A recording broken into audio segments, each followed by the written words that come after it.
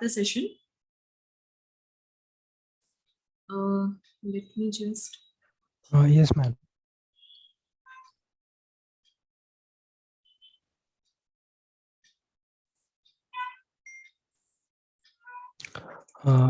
Excuse me, ma'am. Yes. Can you just wait for a minute? Sorry. Can you just wait for a minute? I'm getting called by my mom. She wants to tell me something. I'll wait. Okay, thank you, ma'am. Sorry for the inconvenience. Okay, no problem.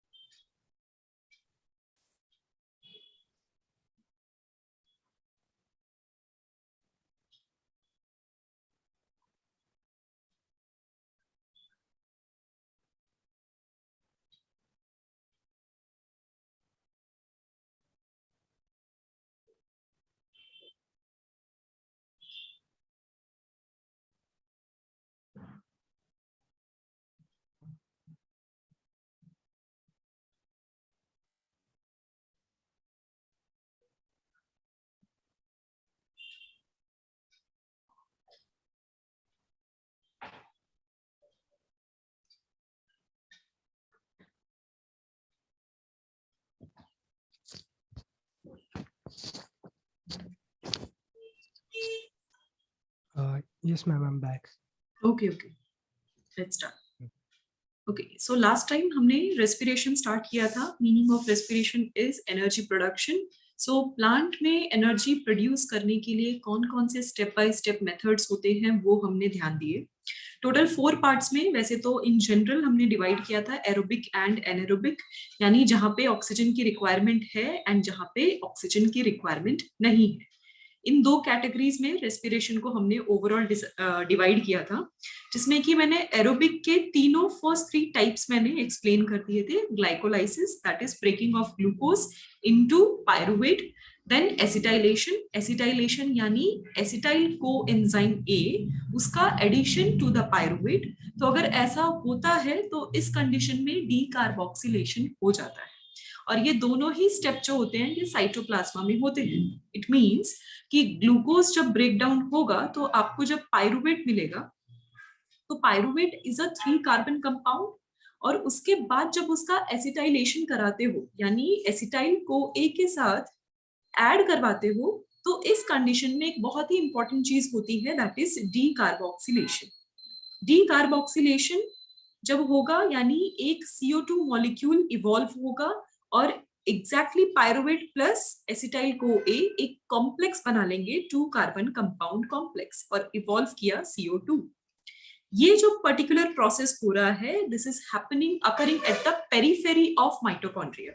Mitochondria suppose this is the last एक outer layer और उसकी boundary, तो उसके periphery पे ये सारे processes हो रहे हैं.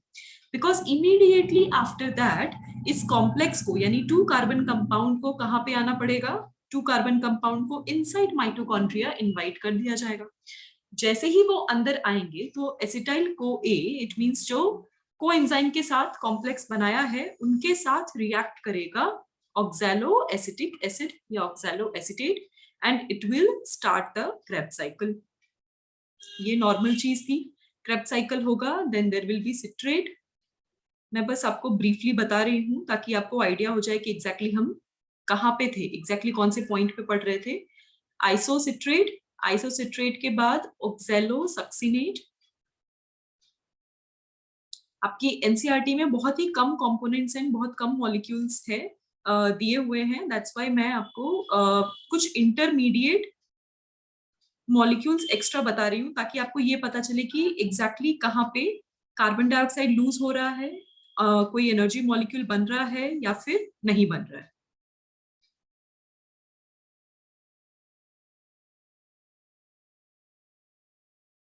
and last product is going to be malate. Now ये मैंने इंटरमीडिएट प्रोडक्ट्स बोल दिए. Let's look into one by one step क्या हो रहा है. तो इनिशिएशन हुआ 2 कार्बन कंपाउंड से. 2 कार्बन कंपाउंड इनिशिएट होते ही, जैसे ही वो माइटोकॉन्ड्रिया के अंदर आया, वैसे ही एक 4 carbon compound oxaloacetic acid is a 4 carbon compound, क्योंकि ये exact same molecule as a byproduct आप कहाँ देखते हो, इन C4 पाथवे. ठीक है, जो C4 प्लांट्स हैं उनके फोटोसिंथेसिस के टाइम पे डार्क रिएक्शन में C4 पाथवे में यही वो इंपॉर्टेंट कॉम्प्लेक्स था जो बनता है. अब ये जो ऑक्सैलो एसिटेट है 4 कार्बन 2 कार्बन, तो सिट्रेट जो होगा it is going to be 6 carbon compound. Similarly isocitrate उसी का आइसोमर है, अगेन 6 कार्बन कंपाउंड. जब आइसोसिट्रेट से ऑक्सैलो सक्सिनेट बनता है, मींस जब ये फॉर्मेशन होगा ऑक्सैलो सक्सिनेट, तब इस कंडीशन में एक्चुअली NADH मॉलिक्यूल यानी एनर्जी मॉलिक्यूल रिलीज होगा. अगर एनर्जी मॉलिक्यूल रिलीज होगा यानी आइसोसिट्रेट से हाइड्रोजन लेकर NAD+ पे हाइड्रोजन लगाएंगे. तो अगर ऐसी कंडीशन हो रही है तो वहां पे जो एंजाइम एक्ट करेगा that is going to be isocitrate dehydrogenase. That's one part. अब जब ऑक्सैलो सक्सिनेट वापस से अल्फा कीटो ग्लूटारेट बना रहा है, तो साथ ही साथ it is releasing 1 carbon molecule. तो यानी यहाँ पे जो एंजाइम होगा it will be oxalo succinate D carboxylase.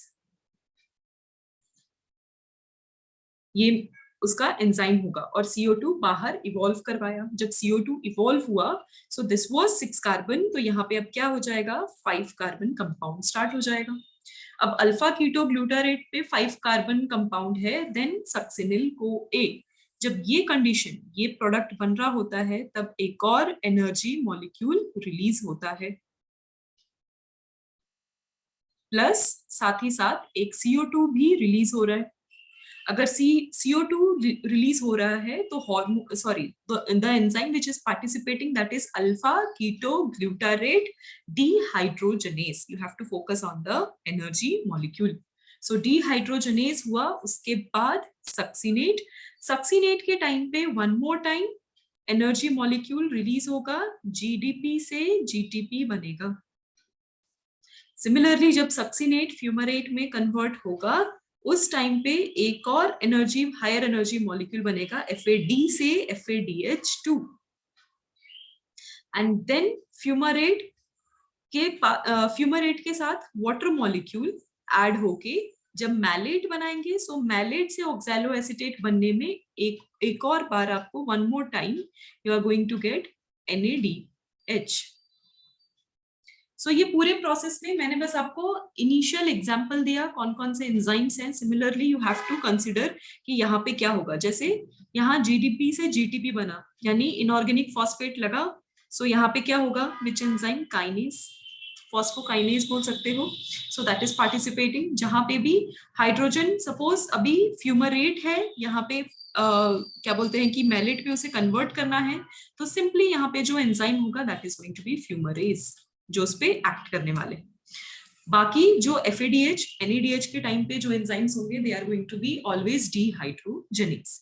तो ये एक बेसिक क्रेब साइकिल है जिसमें कि ओवरऑल कंक्लूजन क्या निकला, you are getting total 3 NADH, you are getting 1 FADH and 1 GTP. ये आपके एक क्रैब साइकिल का टोटल एनर्जी आउटकम है. अब 1 NADH में 3 ATP होते हैं, so you are going to get 9 ATP.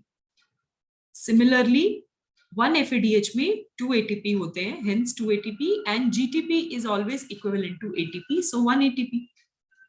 So how many you are getting? 12 ATP.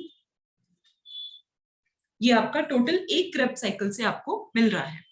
जब ये सारी चीजें हो रही होती है, मीन्स ये जब पूरा का पूरा चीज हो जाता है, तो एक चीज आपको ध्यान में रखना है, ग्लाइकोलिसिस जब हुआ था आपको 2 पायरुवेट मॉलिक्यूल मिले थे. तो यानी जब एसिटाइलेशन होता है पायरुवेट का, तब भी 2 एसिटाइलेशन होते हैं एंड क्रेब साइकिल भी 2 पैरेलली चलते रहते हैं. This was the last thing which we discussed in the last class now.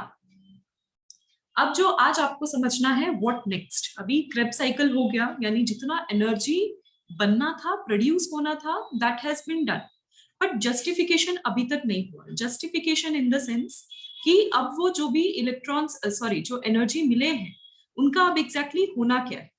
वो जो एक्सेस एनर्जी है वही ट्रांसपोर्ट करवाते हैं, यानी जो ग्लूकोज आपको मिला है वो ग्लूकोज का अभी तक कंप्लीट ऑक्सीडेशन हुआ नहीं है। वो ऑक्सीडेशन कब कंप्लीट होगा, जब प्रॉपरली इलेक्ट्रॉन ट्रांसपोर्टेशन होगा। तो जो इलेक्ट्रॉन ट्रांसपोर्टेशन है, this is a 4 enzyme complex based situation. ये पूरा का पूरा फाइनल स्टेप है। It is a final step in energy release. Energy बन तो गए बट अभी तक एनर्जी रिलीज नहीं हुए हैं, तो उनको रिलीज करवाने के लिए एक फाइनल टर्मिनल ऑक्सीडेशन की रिक्वायरमेंट है। एंड ये एनर्जी रिलीज होगी कहाँ? ये होगी इनर मेम्ब्रेन ऑफ माइटोकॉन्ड्रिया। तो kind of you can say it is going to be released in crista of mitochondria. But ये कौन सी कंडीशन में? अगर सेल्स जो है it is going to be prokaryotic, eukaryotic. अगर वो प्रोकैरियोटिक हैं then it is going to be mesosomes. ना अब टर्मिनल ऑक्सीडेशन में एग्जैक्टली क्या हो रहा था? Oxygen, electron and H+ ion ये मिलके वाटर रिलीज करवाएंगे। यही पूरे इक्वेशन को, ये जो वाटर फॉर्मेशन होगा, इसी इक्वेशन को फाइनली टर्मिनल ऑक्सीडेशन कह रहे हैं।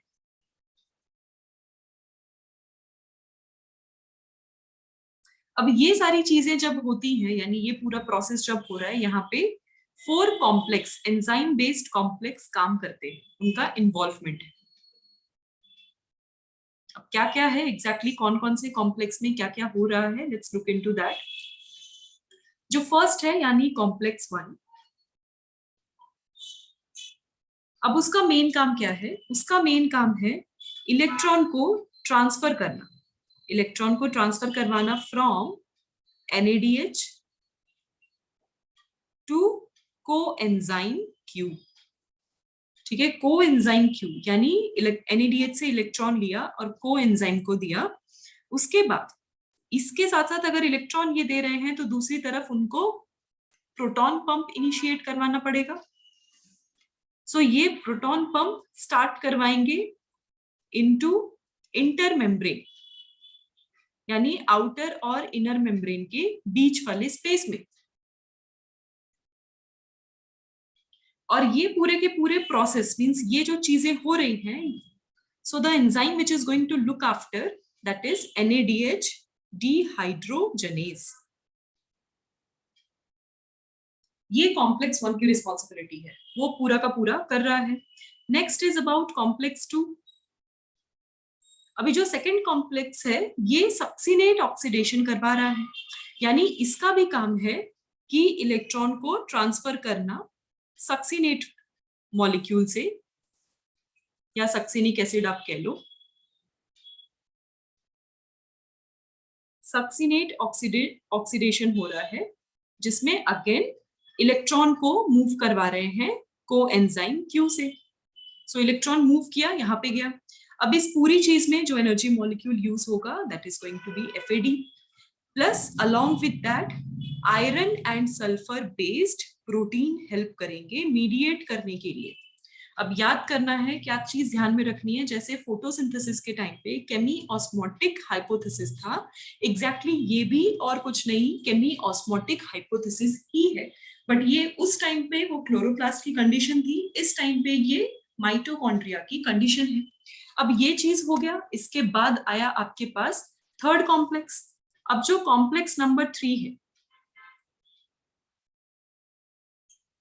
कॉम्प्लेक्स 3 जो है इस टाइम पे coenzyme Q plus cytochrome. Cytochrome जो प्रोटीन है या यूनिट जो है, आप अगर याद करोगे ध्यान से तो ये फोटोसिंथेसिस में भी प्रेजेंट था। साइटोक्रोम जो प्रोटीन है इसका मेन वर्क ही है to perform simultaneously oxidation and reduction, यानी loss of electron gain of electron को बैलेंस करवाने का काम इस पर्टिकुलर यूनिट का है। और कोएंजाइम क्यू एग्जैक्टली उसके पास क्या है, उसने सबसे इलेक्ट्रॉन लेकर रखा है, तो इलेक्ट्रॉन ले लिया बट उसका बैलेंसिंग का काम यहाँ पे साइटोक्रोम करवा रहा है। अब ये जो दोनों चीजें हैं, ये दोनों मिलके what they are going to do, they are going to donate the electron, at the end इनको डोनेट करना है। अब ये जो डोनेशन है ये आगे फॉरवर्ड होगा टू कॉम्प्लेक्स 4। अब जो कॉम्प्लेक्स 4 है, यहां पे भी क्या किया जाता है, यहां पे भी इलेक्ट्रॉन लिया जाता है from cytochrome C to oxygen. ये इसका मेन पाथवे है। और इन सब में हेल्प करने वाला जो प्रोसेस है, जो यूनिट है, that is cytochrome A and A3। अब ये जो चीजें हैं, इनके पूरे प्रोसेस में again iron and sulphur based protein mediators help करते हैं, और साथ ही साथ 2 कॉपर सेंटर प्रेजेंट होते हैं। अब ये कॉपर सेंटर का काम क्या है, साइटोक्रोम C जो है इन कॉपर सेंटर पे रेस्ट करता है। क्यों रेस्ट करता है, ये वो एरिया है जहां पे इतना सारा इलेक्ट्रॉन कैरी करने के बाद कोई भी यूनिट वॉलेटाइल होगा, it is filled with very much energy. तो इतनी ज्यादा अगर एनर्जी है तो ये एनर्जी के साथ फिल्ड होकर कहीं भी रिएक्ट कर सकते हैं। सो जो चैनल है वो डेविएट हो सकता है, इसीलिए ऐसा रेस्टिंग एरिया चाहिए, एक ऐसा पर्टिकुलर सेंटर चाहिए जहां पे वो पर्टिकुलर इलेक्ट्रॉन्स या एनर्जी जो है वो स्टेबलाइज्ड फॉर्म में रहे।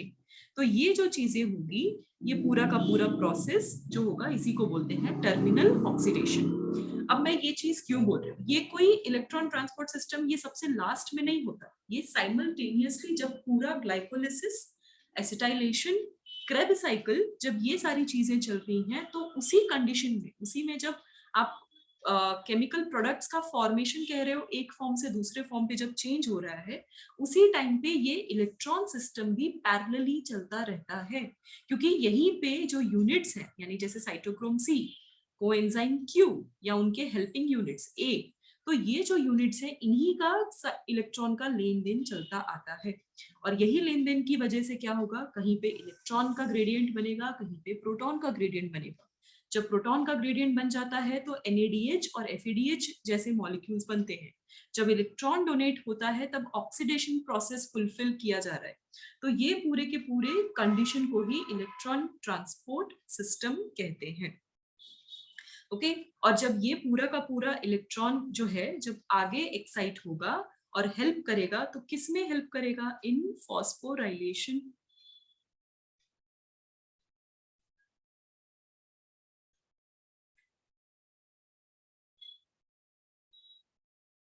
ठीक है, सो फॉस्फोराइलेशन कैसे, इलेक्ट्रॉन फ्लो जो है, it is going to be coupled with proton flow, it is going to coupled to proton pump या proton flow बोल सकते हो। proton pump यानी H+ आयन, और यही H+ आयन जो है ATP सिंथेस, जो एंजाइम ATP बनाता है, उसे एक्टिवेट करते हैं। एग्जैक्टली वही जैसा फोटोसिंथेसिस के केमियोस्मोटिक हाइपोथेसिस में था। जब उसे एक्टिवेट करेंगे तब आपको मिलेगा ATP।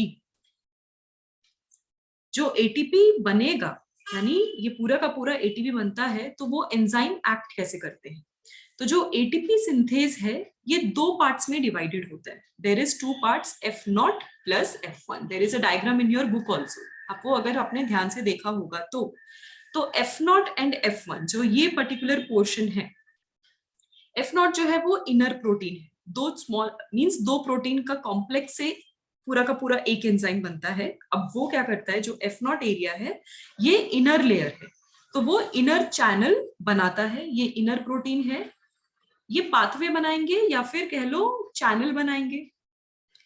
अब चैनल बन गया तो जो F1 है, F1 एग्जैक्टली क्या कर रहा है, this is the main site of ATP synthesis. तो यहां से H+ आएगा और यहाँ पे ATP बनेगा।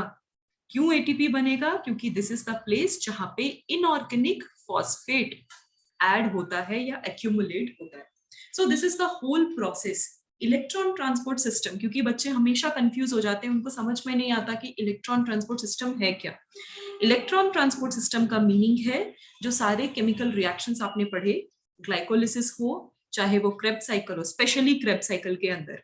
तो क्रेब्स साइकिल के केस में एंड में, क्योंकि मेन क्रेब्स साइकिल से ही मैक्सिमम एनर्जी प्रोडक्शन हो रहा है इन एरोबिक रेस्पिरेशन, तो उसके टाइम पे एग्जैक्टली मॉलिक्यूल लेवल पे क्या हो रहा है, कहाँ पे इलेक्ट्रॉन मूव हो रहा है, कहाँ पे वाटर यूज हो रहा है, कोई चीज रिलीज हो रही है, how electron and proton are getting involve in producing energy. तो ये जो पूरा का पूरा प्रोसेस है, इसी को कंबाइंडली हम इलेक्ट्रॉन ट्रांसपोर्ट सिस्टम कहते हैं, क्योंकि ये अक्रॉस द मेम्ब्रेन हो रहा है, माइटोकॉन्ड्रिया के ही इनर मेम्ब्रेन के अक्रॉस, यानी उनके मैट्रिक्स टू क्रिस्टा, इनके बीच में वो मूवमेंट है और कम्युनिकेशन है।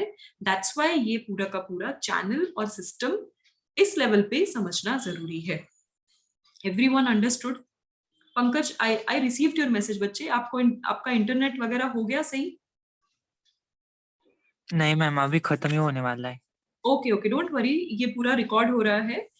लास्ट टाइम मींस आपको जो कॉम्प्लेक्स दिखाया था, जो आपकी बुक में डायग्राम है with the complex and all, उसमें एक वर्ड दिया हुआ है FMN, बाकी सारे वर्ड्स आप समझ जाओगे। क्विनॉन जो है that is nothing but coenzyme Q, it is electron carrier. Cytochrome अब आपको पता चल गया, रिडॉक्स रिएक्शन का base. Copper centre, iron sulphur protein, ये सारी चीजें आप समझ गए। FMN है जो आपकी बुक में दिया नहीं हुआ है, सो ये आप लिख लो, flavin mononucleotide. Okay, flavin mononucleotide. So this is also one of the complex protein based and sugar based complex जो help करते हैं in channelizing। ये resource है, यहीं से सारे raw materials इस पूरे के पूरे इलेक्ट्रॉन ट्रांसपोर्ट सिस्टम में मिलते हैं। अंडरस्टूड? ये इलेक्ट्रॉन ट्रांसपोर्ट सिस्टम बात समझ में आई? Yes ma'am. Okay, shall I change the slide?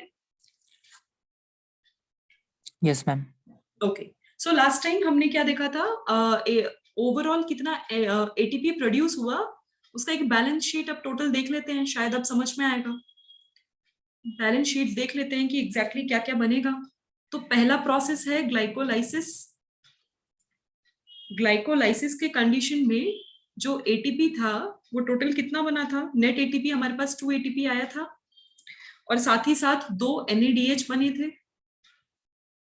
तो 2 NADH यानी 6 ATP। तो टोटल हमारे पास है यहाँ पे 8, बट अगर इलेक्ट्रॉन शंट रिएक्शन हो गया तब आपको मिलेगा 6, अगर ऐसा हुआ तो। Second, acetyl co A, acetyl co A, not acetyl co A, I am talking about acetylation या डीकार्बोक्सिलेशन। सो ये जब पूरा प्रोसेस होता है, इस प्रोसेस के दौरान भी क्योंकि एक पायरुवेट, 2 पायरुवेट मिले और सबका individual acetylation and Krebs cycle चलेगा, तो यानी पैरेलली 2 एसिटाइलेशन होगा, तो एक एसिटाइलेशन में 1 NADH, तो 2 एसिटाइलेशन में 2 NADH मिलेगा, और टोटल कितने, 6 ATP आपको यहाँ पे मिल गए। थर्ड है आपका क्रेब्स साइकिल। क्रेब्स साइकिल के केस में जो टोटल ATP है, क्योंकि 2 क्रेब्स साइकिल है और GTP is equivalent to ATP, so 2 ATP मिले। 6 NADH, एक साइकिल में 3 NADH, तो टोटल 6। यहाँ पे it is equivalent to, sorry not say 6 के साथ साथ मैं टोटली कर लेती हूँ, यहाँ पे FADH कर लेती हूँ, 2 FADH। ओके, ये सारी चीज हो गई। 6 अगर NADH है देन हाउ मेनी ATPs, ये 2 ATP हो गए, प्लस ये हो गया total 18। Am I correct? Yes ma'am. 18 हो गया, देन इसका कितना होगा 4, एंड ये तो 2 है, तो अगर मैं इसको पूरा टोटल करूं it is going to be 38 ATP। और अगर शंट की वजह से हो रहा है, इलेक्ट्रॉन शंट का मीनिंग क्या है मैं वो बता देती हूँ। शंट मतलब रुकावटें, कहीं भी अगर शंट वर्ड आता है इट मीन्स रुकावटें। जैसे फिजिक्स में भी आप शंट पढ़ते हो, इट मीन्स शंट का मतलब है कि सिचुएशन ऐसी हो रही है कि रेजिस्टेंस बढ़ रहा है, इलेक्ट्रिसिटी मीन्स वो जो भी आपका फ्लो ऑफ करंट है उसका लॉस हो रहा होता है। तो अगर ऐसी चीज यहाँ पे हो रहा है इट मीन्स इलेक्ट्रॉन शंट, यानी कुछ इलेक्ट्रॉन लीक भी होता है, नेचुरल प्रोसेस, कुछ इलेक्ट्रॉन्स लीक भी हो जाते हैं, एंड उसकी वजह से चांसेस होता है कि 8 ATP के बजाय 6 ATP ही प्रोड्यूस्ड हो। तो ऐसी कंडीशन में 36 ATP is the number, but 38 ATP is the maximum theoretical, not practical, theoretical energy formation in aerobic respiration.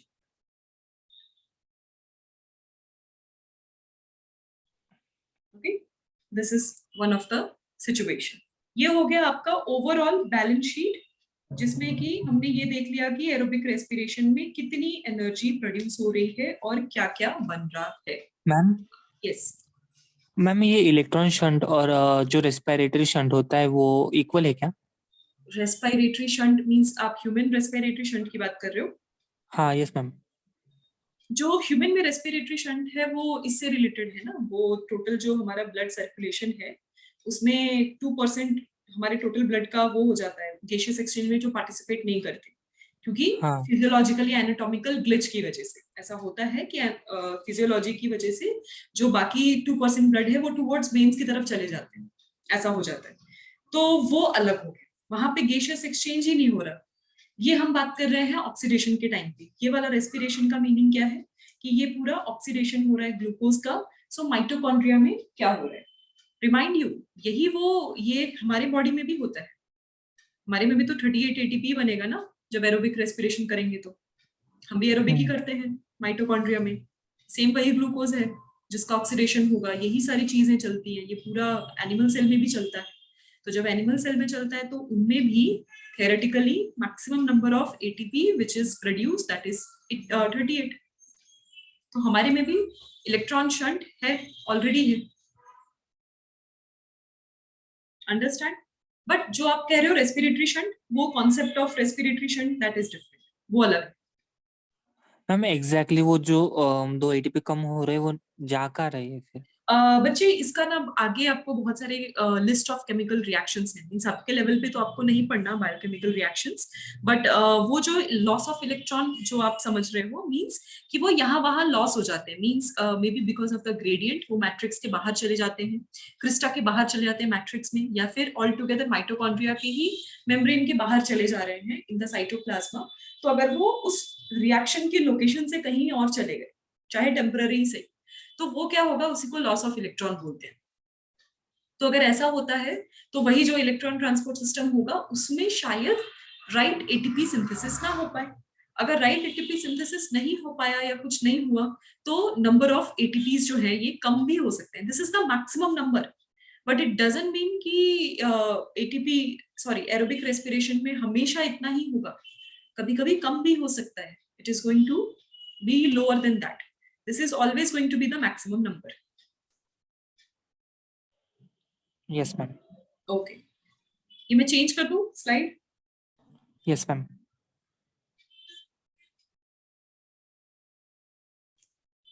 Okay. Now, अभी aerobic respiration तो complete देख लिया. अब anaerobic respiration की बारी है. But anaerobic में already half चीजें आपको पता चल चुकी हैं. कैसे पता चल चुकी हैं? That is the glycolysis part.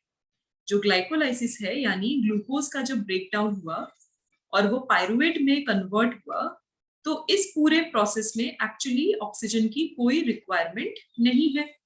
अगर ऑक्सीजन की कोई रिक्वायरमेंट नहीं है प्लस लोकेशन इज साइटोप्लाज्मा, तो इसीलिए this reaction is going to be common in both aerobic and anaerobic reaction sorry respiration. जब ये सारी चीजें हुई बट उसके बाद ऑक्सीजन नहीं मिल पाया, इसीलिए ग्लूकोज का इनकम्प्लीट ब्रेकडाउन होता है. अगर ग्लूकोज का इनकम्प्लीट ब्रेकडाउन हुआ मतलब वो अपने 3 कार्बन या फिर 2 कार्बन कंपोनेंट के फॉर्म में दूसरे ऑर्गेनिक ग्रुप्स के साथ मिलकर दूसरा कंपोनेंट बना लेगा. वो कंप्लीटली ब्रेक होने की बजाय, अपने फॉर्म को कंप्लीटली चेंज करने की बजाय, यहाँ पे अब इलेक्ट्रॉन ट्रांसपोर्ट सिस्टम जो होगा वो मिनिमल लेवल पे काम करेगा, बस इतना ही इस पूरे प्रोसेस तक. उसके अलावा और कहीं भी कोई भी गिव एंड टेक नहीं हो रहा. इसके बाद इनका रीअरेंजमेंट स्टार्ट हो जाता है. तो यानी जब ये पायरुवेट बनेंगे, अगर पायरुवेट बने तो उस पायरुवेट के टाइम पे यहाँ पे आपको नेट एटीपी मिलता है 2 एटीपी मिला. 2 एटीपी के साथ साथ आपको 2 NADH मिला. Two NADH। अगर इनका पायरुवेट के बाद दूसरा फॉर्मेशन होता है, सपोज टुवर्ड्स लैक्टिक एसिड इनका फॉर्मेशन होगा, तो यहाँ पे एक्चुअली NADH यूज हो जाता है। तो जो 2 NADH बना था, यानी 2 पायरुवेट होंगे, 2 पायरुवेट यानी 2 पैरेलल लैक्टिक एसिड ट्रांसफॉर्मेशन शुरू हो जाएगा, तो यानी एक एक NADH दोनों रिएक्शंस में यूज हो जाएंगे। तो यानी इसीलिए इस अगर पाथवे की बात करें ऑफ एनारोबिक रेस्पिरेशन, तो यहाँ पे आपको टोटल नेट एनर्जी कितना मिलेगा in anaerobic? It is only 2 ATP। Then अगर सपोज लैक्टिक एसिड नहीं बनाना, CO2 इवॉल्व करना है, CO2 इवॉल्व करवा रहे हैं, तो अगर ऐसी चीज हो रही है तो बीच में एक इंटरमीडिएट एल्डिहाइड ग्रुप बनता है। अगर CO2 बाहर हो गया, दिस इज 3 कार्बन कंपाउंड, तो 2 कार्बन कंपाउंड रह जाएगा। सो इसीलिए एसिटल बोलेंगे ना, 2 कार्बन है तो एसिटल्डिहाइड फॉर्म। एसिटल्डिहाइड फॉर्म तो हो गया। इसके बाद इसका फिर से एनर्जी का मेन इस्तेमाल होगा और NADH से NAD प्लस वापस से वो बन जाएगा और प्रोडक्ट बनाएगा इथेनॉल। ये जो पूरा का पूरा प्रोसेस हुआ, this pathway is nothing but alcoholic fermentation, या सिर्फ और सिर्फ फर्मेंटेशन भी बोल सकते हैं। फेमसली जो कंपोनेंट, जो ऑर्गेनिजम्स इसको परफॉर्म करते हैं, दैट इज यीस्ट, जो कमर्शियल लेवल पे भी यूज होता है for preparing alcoholic beverages in food industries. Yeast का साइंटिफिक नेम Saccharomyces cerevisiae। तो ये हो गया आपका फर्मेंटेशन पार्ट। अब इसमें याद क्या रखना है? 2 एक्स्ट्रा एंजाइम। एंजाइम कौन से? पहली चीज, क्योंकि पायरुवेट से कार्बन डाइऑक्साइड निकाला गया, इसीलिए इस चीज को आप क्या बोलोगे? डिहाइड्रोजनेज। बट ये पूरा प्रोसेस टारगेट क्या है? Sorry, pyruvate decarboxylase. And eight the and इनका टारगेट क्या है? टारगेट है इथेनॉल बनाना, यानी अल्कोहल बनाना। तो वहां पे यूज होगा डिहाइड्रोजनेज, क्योंकि इस एनर्जी मॉलिक्यूल का हाइड्रोजन ले लिया गया, उसको यूज कर लिया गया, इसीलिए एल्डिहाइड से अल्कोहल ग्रुप बन गया। सो this is pyruvate decarboxylase. And यहाँ पे जो एंजाइम यूज हो रहा है, दैट इज अल्कोहलिक डिहाइड्रोजनेज। सो ये 2 एंजाइम के नाम याद रखना जरूरी है, पूछ सकते हैं फर्मेंटेशन, क्योंकि पूरा प्रोसेस तो सेम है, मींस इजी है। और क्योंकि ये बायोलॉजी है तो आपसे केमिकल रिएक्शन भी ज्यादा नहीं पूछेंगे, ना बैलेंस करने को पूछेंगे। एंजाइम जरूर पूछ सकते हैं कि क्या क्या होगा। और जब लैक्टिक एसिड बन रहा है, then there is no CO2, कोई भी CO2 एवोल्यूशन स्टार्ट नहीं होगा। इतनी बात समझ में आई एनारोबिक की? एनारोबिक बहुत इजी है। Yes ma'am. ओके, इसके बाद एज पर योर NCERT एक और पॉइंट हाईलाइट किया गया है about amphibolic pathway. Amphi means both, जो 2 रास्ते जा रहे हो या फिर जो 2 तरीके के काम कर रहे हो, जैसे एम्फीबियंस यानी जो एक्वेटिक एंड टेरेस्ट्रियल दोनों पे ही डिपेंडेंट होते हैं to complete their life cycle. वैसे ही एम्फीबॉलिक यानी ऐसा मेटाबॉलिक पाथवे जहां पे both catabolic and anabolic pathway equally involve है। अब ऐसा पूरे के पूरे इसमें कौन है? The only one, Krebs cycle. क्योंकि ग्लाइकोलाइसिस में क्या हो रहा है? ब्रेकडाउन हो रहा है, कोई कंस्ट्रक्शन नहीं हुआ। Krebs cycle is the only one जिसमें कि डिसोसिएशन भी है एंड एसोसिएशन भी है। Let me just show you first. यहाँ पे ध्यान से देखो, 2 कार्बन कंपाउंड है, ऐड हुआ, कंस्ट्रक्शन हुआ, 6 कार्बन कंपाउंड मिला, एंड धीरे धीरे स्लोली वो डिस्ट्रॉय भी हो रहा है, डिस्ट्रक्शन चलता जा रहा है। तो यानी Krebs cycle is the only cycle जहां पे चीजों का बनना और टूटना दोनों ही पैरेलली चल रहे हैं। So amphibolic pathway is Krebs cycle. अब यहाँ पे जो है उसके अलावा, क्योंकि वो क्रेब्स साइकिल है, 6 कार्बन कंपाउंड है, यानी कार्बोहाइड्रेट के फॉर्म्स ब्रेक हो रहे हैं। बट दूसरी चीज इंपॉर्टेंट, यहाँ पे प्रोटीन और फैट का भी उतना ही इंपॉर्टेंट रोल है, यानी उनका भी इन्वॉल्वमेंट है। तो इट मीन सारे मेजर बायोमोलिक्यूल्स यहाँ पे इन्वॉल्व हो रहे हैं। प्रोटीन का इन्वॉल्वमेंट कैसे है? Bye preparing enzymes, enzyme participation कह लो, प्लस इलेक्ट्रॉन ट्रांसपोर्ट जो होगा वो पूरे के पूरे ईटीएस में इलेक्ट्रॉन को कैरी करना, इलेक्ट्रॉन को डोनेट करना, जैसे साइटोक्रोम हो गया, इनका इन्वॉल्वमेंट। सो या आयरन और सल्फर बेस्ड प्रोटीन जो बने उनका involvement, so that is there. दूसरा जो फैट है ये और कुछ नहीं, एसिटाइल को एंजाइम ए को बनाने में बहुत हेल्प करता है।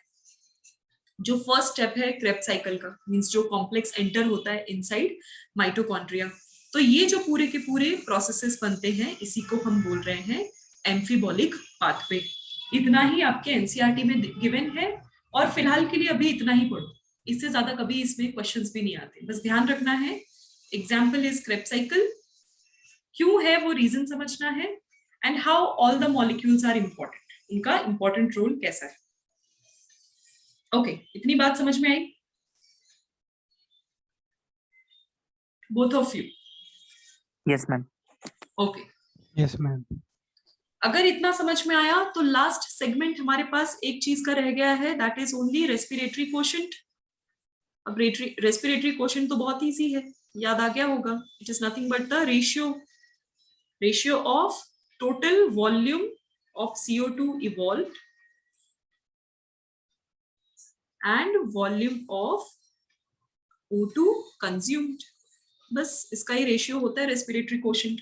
डिपेंडिंग अपॉन द मॉलिक्यूल कितना CO2 इवॉल्व हुआ और कितना ऑक्सीजन लगा, उससे टोटल एनर्जी बनाने में। अब देखो, आइडियली जो एनर्जी बनता है वो ग्लूकोज से बनता है, यानी carbohydrate is the ideal form to produce energy. तो बट इसीलिए कार्बोहाइड्रेट का जो आरक्यू है उसका ratio is always going to be 1, यानी CO2 इवोल्यूशन, O2 कंजम्पशन हमेशा सेम रहेगा। बट जो फैट है, फैट का जो आरक्यू है it is always going to be less than 1। अगर लेस देन 1 है मतलब किसकी वैल्यू ज्यादा होगी? ऑक्सीजन के कंजम्पशन की वैल्यू हमेशा ज्यादा होगी। M I right? Yes.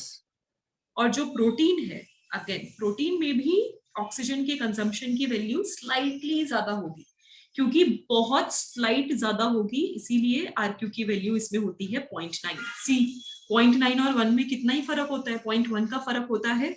But अगर क्वेश्चन में पूछते हैं प्रोटीन का ऑलमोस्ट 1, ऑप्शन में 0.9 है ही नहीं और 4 ऑप्शंस दिए हैं उसमें ऑलमोस्ट 1 एक ऑप्शन है, तब उसको टिक कर सकते हो क्योंकि it is almost 1।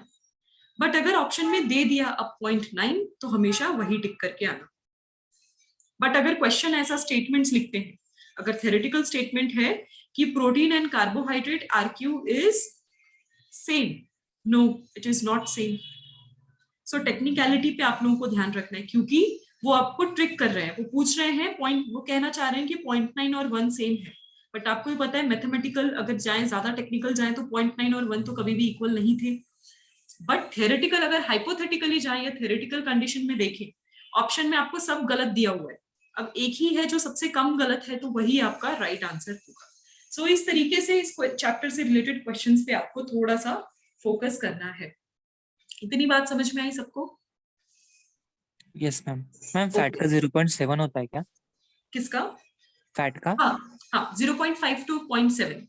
But as per your NCERT फिलहाल कोई वैल्यू नहीं है, तो ज्यादा वैल्यू बेस्ड क्वेश्चंस आते हैं। Sometimes also less than that, क्योंकि जो फैट है ना वो बहुत हैवी मॉलिक्यूल है, सबसे ज्यादा एनर्जी फैट में ही होती है। But the thing is fat को ऑक्सीडाइज करने के लिए भी सबसे ज्यादा ऑक्सीजन की रिक्वायरमेंट होती है, ये प्रॉब्लम है। ओके, इतनी बात समझ में आई? This is the end of the chapter respiration. अब हमने mineral nutrition I think revise किया था पहले, ट्रांसपोर्टेशन मिनरल न्यूट्रिशन, उससे रिलेटेड क्वेश्चंस किए हैं क्या पंकज? यस मैम किए। ये है ना, फोटोसिंथेसिस का नहीं किया और रेस्पिरेटरी अभी खत्म हुआ। तो आपका इंटरनेट अभी पैक कम है, तो डू वन थिंग, आज आप दोनों पंकज एंड पीयूष आप दोनों ट्राई करो कि पढ़े, फोटोसिंथेसिस भी रिवाइज कर लेना, पुराने रिकॉर्डिंग्स प्लीज पीयूष देख लेना ताकि आपको याद आ जाए कि क्या है। अगर नेक्स्ट क्लास में आप लोग आ रहे हो तो मेरे पास बहुत अच्छे क्वेश्चंस हैं, I have collected somewhere around 60 questions, क्योंकि अब हम ऑफलाइन नहीं मिल पा रहे तो मैं चाह रही हूँ ऑनलाइन में ही हम प्रैक्टिस करें। ठीक है, ये वीक में अगर मैं एक्स्ट्रा ऑनलाइन ले लूंगी तो चल जाएगा? Yes ma'am. Yes, ma'am. चलेगा ना? टाइम वेस्ट तो नहीं होता आपका? हम ज्यादा No, लंबा no, नहीं ma'am. लेंगे, हम 1 आवर का ही लेंगे। अगर हमारा काम जल्दी खत्म हो रहा है, why to give 1.5 hour? चलेगा मैडम. ओके, मैम अगर सिर्फ ऐसा और ना हो हम्म, जिस मैम दिन ज्यादा लेक्चर्स नहीं होंगे ना उस दिन लो, क्योंकि ना नेट नहीं बचता फिर। ठीक है, तो आप बताओ किस दिन ज्यादा लेक्चर नहीं है। देखो बच्चे, मुझे एक दिन वीक ऑफ मिलता है, Tuesday is my of. Tuesday मेरे लिए ऑफ होता है, ये मैं आपको अभी बता रही हूँ, क्योंकि मुझे हार्डली एक दिन मिलता है पूरे वीक में।